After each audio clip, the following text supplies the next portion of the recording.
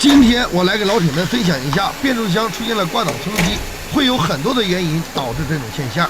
我们在出现故障的时候，千万不要乱修，一定要找准家。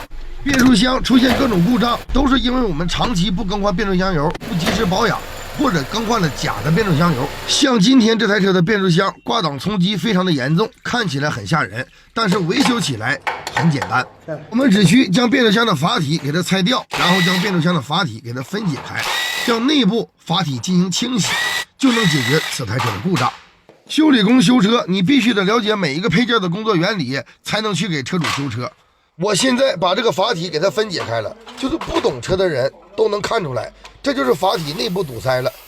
更换了假的变速箱油，或者变速箱油长期不更换，就会导致这种故障现象。阀体就是变速箱的电脑，如果阀体堵塞了，变速箱整个供油都会不畅通，所以导致变速箱出现了各种故障。我们在维修的时候其实非常简单，不管你是什么车型，只要变速箱出现了这种故障，90%都是阀体内部堵塞。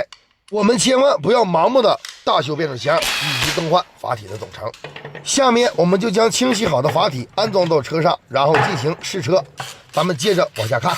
导致变速箱损坏的主要原因就是长期不更换变速箱油，更换了假的变速箱油，导致了阀体内部产生了油泥和积碳，产生阀体供油不好，所以最后导致了变速箱出现了大修。要想维护好你的变速箱，我们在5、6万公里的时候就给它更换一次变速箱油。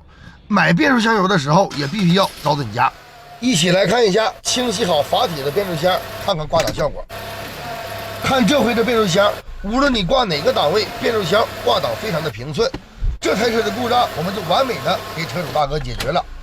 我是来自辽宁省盘锦市的一名汽车修理工。